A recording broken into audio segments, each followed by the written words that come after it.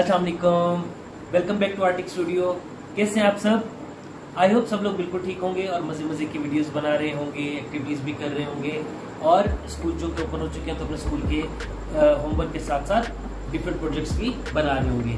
तो हम लोगों ने काफ़ी दिनों से एक सिलसिला स्टार्ट किया हुआ है जिसमें हम डिफरेंट प्रोजेक्ट्स बना के आप लोगों को दिखाते हैं, आप लोगों को समझाते हैं ताकि आपके लिए आगे प्रोजेक्ट्स बनाना ईजी रह सके। तो आज हम 9th क्लास के एक चैप्टर से एक प्रोजेक्ट बना रहे हैं जो कि हज़रत अस्मा रज़ी अल्लाह ताला अन्हु के बारे में है और जिस तरह से हज़रत सल्लल्लाहु अलैहि वसल्लम और हज़रत अबू बकर सिद्दीक़ गार सौर में जब उन्होंने पनाह ली थी तो एक टफ टाइम था इस्लाम के लिए भी, हज़रत सल्लल्लाहु अलैहि वसल्लम के लिए भी, उन्हें वहाँ पे छुपना पड़ा। तो उस दौरान जो खुराक वगैरह का जो मसला था उसको हल करने के लिए हज़रत अस्मा रज़ी अल्लाह ताला ने काफ़ी एफर्ट्स की और वो 2-3 दिन का खाना जो उनके इस्तेमाल की चीज़ें थी वो रात के अंधेरे में जाके हज़रत सल्लल्लाहु अलैहि वसल्लम को जाके और हज़रत अबू बकर सिद्दीक़ को जाके दे आया करती थी। ठीक है जी। तो इस चैप्टर में कुछ इस तरह से हमें चीज़ें बताई गई हैं कि किस तरह से उनके घर के ऊपर भी दुश्मनों ने अटैक किया और उसके साथ साथ वो कैसे इस्लाम के लिए उन्होंने हेल्प की हज़रत सल्लल्लाहु अलैहि वसल्लम की। तो उसको थोड़ा सा मॉडल की शक्ल देने की कोशिश करेंगे। तो कुछ इस तरह से हमने ऑलरेडी चीज़ें कुछ बनाई हुई हैं, जैसे हमेशा ही बना लेते हैं क्योंकि जब हम प्रोजेक्ट पे काम कर रहे होते हैं तो काफ़ी चीज़ें डिटेल में करनी होती हैं, तो वीडियो में इतना ज़्यादा टाइम नहीं होता। इंशाल्लाह मैं कोशिश करता हूँ साथ साथ में कुछ इंडिविजुअल चीज़ें भी आपको सिखाता रहूँ, या नहीं सिखा पाता तो मैं आपको साथ साथ गाइड कर देता हूँ कि मैंने किस तरह से इसमें काम किया है। ठीक है जी। तो आज का जो प्रोजेक्ट है हम स्टार्ट करने लगे हैं तो उसमें कुछ इस तरह से है कि हमेशा की तरह से पहले जैसे मैंने प्रोजेक्ट्स में कार्टन लिए, मैंने एक कार्टन लिया और उसको मैंने इस तरह से अपनी शेप के अकॉर्डिंग कट कर लिया। आप देखिए यहाँ से मैंने कुछ पोर्शन, ये पोर्शन मैंने डोर के लिए छोड़ा है, इसी साइड से कट कर लिया, थोड़ा सा इस तरह से तिरछा कट कर दिए, यहाँ से भी मैंने कुछ बेबी लुक दे दी है। और ये पेपर की बॉल्स बना के जिस तरह से नॉर्मली हम पेपर को क्रश करते हैं, एक आम पेपर उठाते हैं, कोई भी पेपर, न्यूज़पेपर, कोई पुरानी नोटबुक, जो पेपर आपके इस्तेमाल में नहीं है, ठीक है, वो पेपर लें और आप उन्हें इस तरह से क्रश करें और एक बॉल की शक्ल दें। ठीक है, जैसे हम आम तौर पे बच्चे, आप लोग या अब तो बड़े भी, खैर बड़े भी इस तरह के करते हैं, कॉलेजेस यूनिवर्सिटी में भी कहते हैं कि बॉल बना के अपने फ्रेंड्स को आप फेंक रहे होते हैं क्लास में, जो डिस्टर्बेंस जिसकी वजह से क्रिएट होती है। तो उस तरह की बॉल्स आपने बनानी है और काफ़ी सारे बॉल एक कॉर्नर पे इकट्ठी करनी है, कुछ हम रैंडमली फैलाएंगे जिसे हम एक स्टोन की शक्ल देंगे।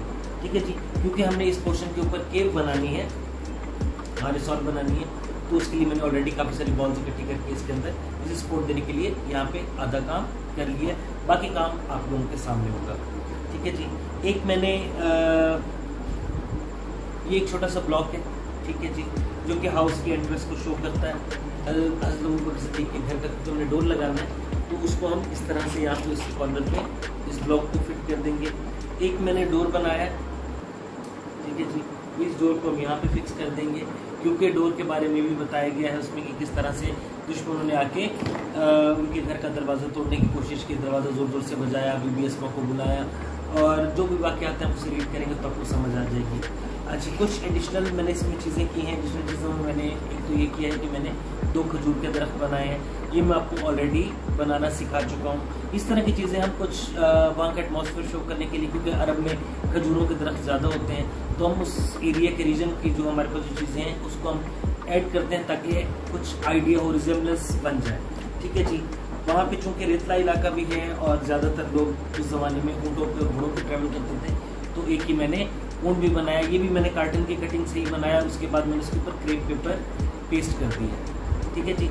ये बड़ा इंटरेस्टिंग सा लग रहा है क्योंकि हज़रत अस्मा जो थी वो रात के अंधेरे में अपने ऊँट के ऊपर खाना रख के और उन्हें लेके जाती थी अपने साथ। एक मैंने करेक्टर बनाया है कुछ हज़रत अस्मा को शो करने के लिए कि उनके हम ये तो नहीं कह सकते कि उनको शो करने के लिए, मतलब एक ह्यूमन करेक्टर बनाया है कि जो कि उससे थोड़ा सा एक इमेज आ जाएगा कि कोई जा रहा है। ठीक है, तो उसके लिए भी मैंने अगेन नीचे कार्टन का ही चार्ट का इस्तेमाल किया है। कार्डबोर्ड जो होता है उसके पीसेस को मैंने एक थोड़ा सा ह्यूमन शेप दिया, उसके बाद मैंने उसके ऊपर फैब्रिक से उनका ड्रेस पेस्ट कर दिया। ठीक है जी। तो थोड़ा सा एक लुक आ रहा है कि कोई खातून जा रही है। तो स्टार्ट करते हैं हम अपना काम आज का। इंशाल्लाह आप लोगों के लिए काफ़ी इंफॉर्मेटिव रहेगा और आप लोगों को काम करने का मज़ा भी आएगा। ठीक है जी। तो सबसे पहले हमने क्या करना है, हमने काफ़ी सारी इस तरह की बॉल्स बना लेंगे। अच्छा, तो लास्ट टाइम मैंने जिस तरह से आप लोगों को बताया था कि हमने डाइल्यूट कर लेना है ग्लू को, और उसकी मदद से हमने इसके ऊपर पेपर को पेस्ट करना है। हमारे पास यहाँ पे ये लाइट ब्राउन से कलर का मेरे पास क्रेप पेपर है, इसके पीसेस में इसके ऊपर सारे के ऊपर मैं पेस्ट कर दूंगा, क्योंकि पहाड़ का लुक कुछ इस तरह से होता है। उसके बाद हम इसके अंदर कुछ कलर्स भी ऐड कर सकते हैं अगर हमें ज़रूरत पड़ी तो सबसे पहले हम क्या करते हैं, हम अच्छे से ग्लू लगा देते हैं। उससे पहले मैं कैमरा ज़रा एडजस्ट करता हूँ ताकि आप लोगों को हर चीज़ क्लियरली नज़र आए।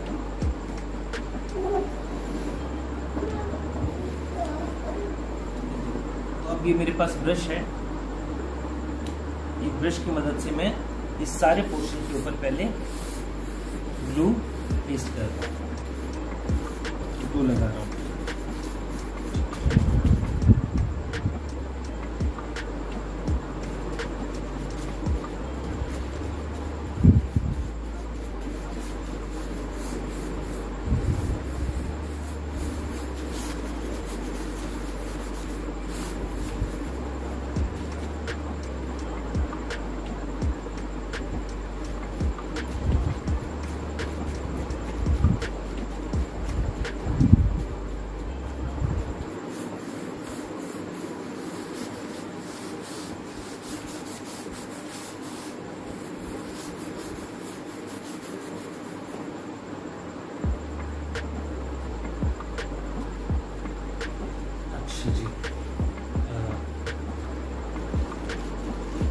थोड़ा हमने फ्लोर के लुक को एनहांस करने के लिए क्या करना है, पेपर को इस तरह से क्रश करके इसके ऊपर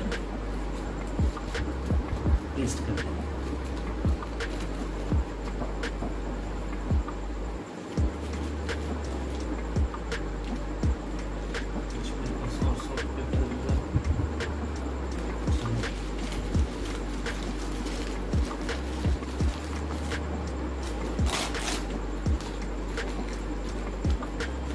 ये ओल्ड नोटबुक के पेपर्स हैं तो उसके ऊपर कुछ लिखा हुआ भी है, तो इट डजेंट मैटर, वो हमारा इंशाल्लाह इसके ऊपर जब हम फाइनल कोट देंगे अपनी ग्लेज शीट का, क्रेप पेपर का, तो ये सब चीज़ें कवर हो जाएंगी।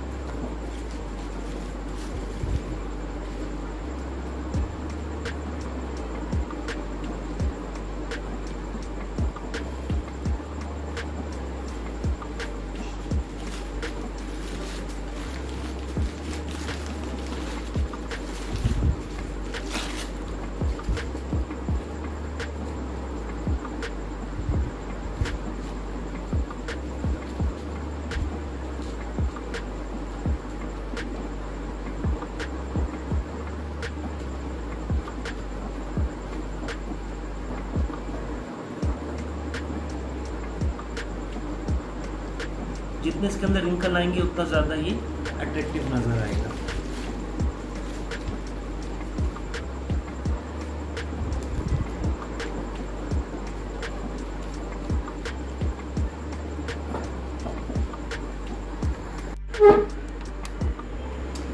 अच्छा जी, ये देखिए मैंने काफ़ी सारे पोर्शन के ऊपर इस तरह से पेपर लगा दिए, इस पोर्शन को भी मैंने पेपर से कवर कर दिया। अब हम ओरिजिनल जो असल जो केव का पोर्शन है, हम असल पोर्शन की तरफ आते हैं कि किस तरह से हमने केव बनानी है।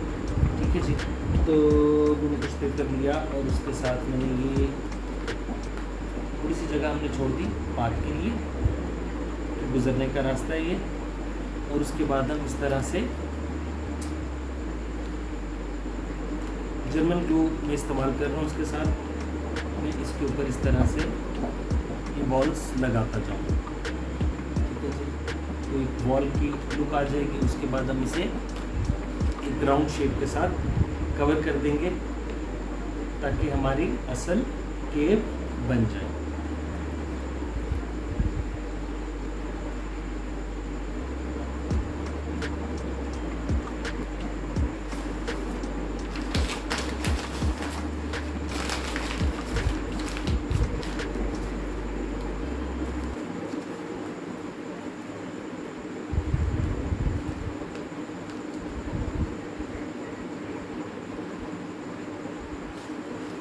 आप लोग अगर इंटरनेट पे देखें एक किसी ने ऑलरेडी देखा हुआ है हमारे शो को, तो वो ऊपर से थोड़ा सा एक राउंड शेप का बड़ा सा स्टोन है, ठीक है जी।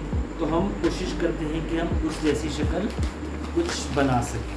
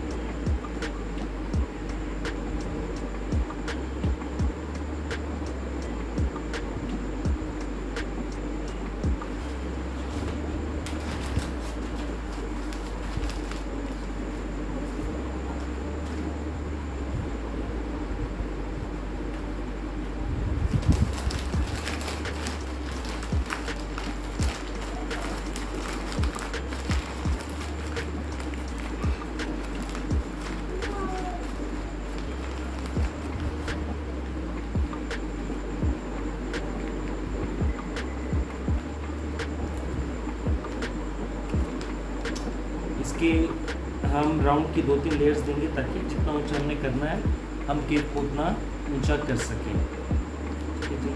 अभी मैं सिर्फ बेस बना रहा हूँ, उसके बाद जैसे ये ड्राई होगा तो उसके बाद हम इसके ऊपर क्रेप पेपर से एक लेयर और कर देंगे,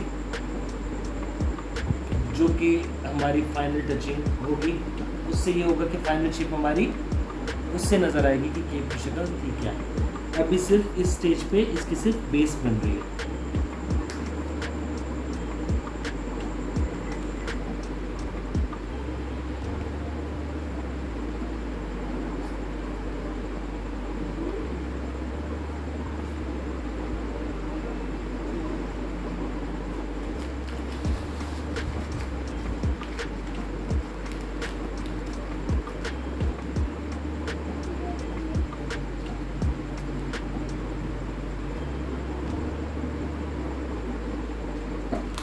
जो जो करेक्टर्स मैंने आप लोगों को ऑलरेडी दिखाए हैं वो हम लास्ट में अप्लाई करेंगे, क्योंकि सबसे पहले इसका ग्राउंड बेस बननी है और उसके बाद बाकी काम होगा कुछ नहीं। अब ये देखें क्रेप पेपर को मैं इस तरह से इसके ऊपर ऑलरेडी ये गीला है, कुछ इसके ऊपर ग्लू लगा हुआ है, मैं उसके ऊपर इस तरह से कुछ पेस्ट करता जा रहा हूँ और अब ब्रश की मदद से इसके ऊपर और भी ग्लू लगा देंगे। डाइल्यूटेड ग्लू का 2 फ़ायदे होते हैं। एक तो ये कम स्टिकी होती है तो मेस कम क्रिएट होता है। सेकंड उसकी ये होता है कि इसकी पानी की वजह से इसके ऊपर पेपर के ऊपर नेचुरल से रिंकल्स आ जाती हैं, तो एक नेचुरल सा टेक्सचर का इफेक्ट खुद ब खुद इसके अंदर पैदा होना स्टार्ट हो जाता है। क्योंकि पाथ बिल्कुल स्मूथ नहीं होता, एक ही तरह से प्लेन नहीं होता, तो ये जब हम इसके ऊपर इस तरह से इफेक्ट देते हैं तो ये जब ड्राई होने के बाद बड़ा नेचुरल सा हमारे पास इफेक्ट देने वाला है।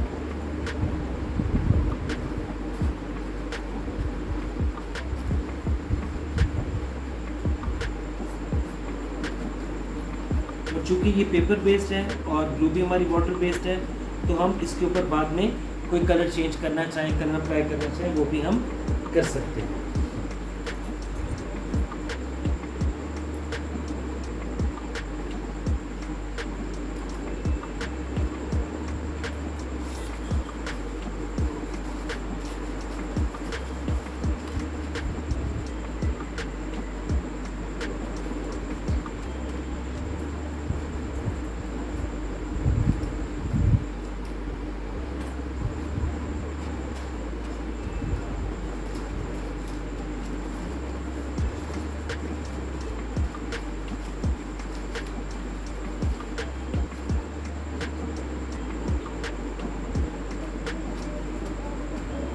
अभी हम स्ट्रिप्स में लगा रहे हैं, लेकिन जब भी ड्राई होगा तो बिल्कुल ही यकजान हो जाएगा, पता भी नहीं चलेगा कौन सा पोर्शन कहाँ पे हमने ज्वाइंट किया।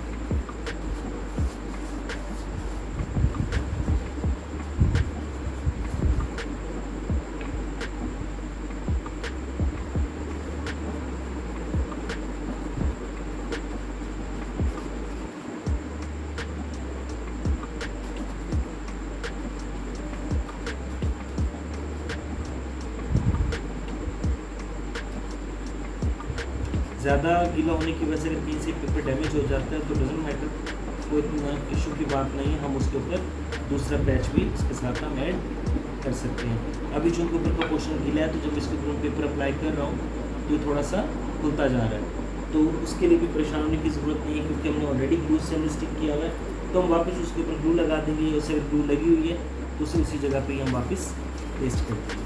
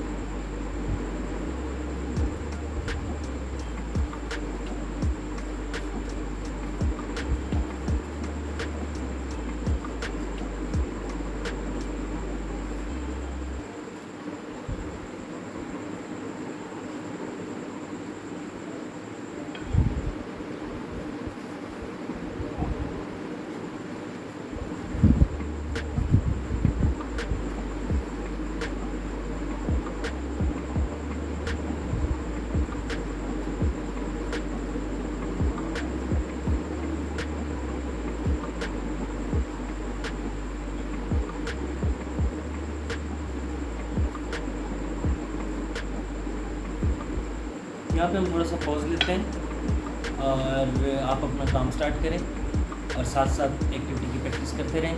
तो इंशाल्लाह मैं जैसे इसे वापस पेपर सारा अप्लाई करके मैं आप लोगों को इसकी फाइनल शक्ल दिखाता हूँ। हाँ जी, तो ये देखिए अब हम अपनी फाइनल लुक आ गई है हमारी केव की और कुछ इस पार्क की।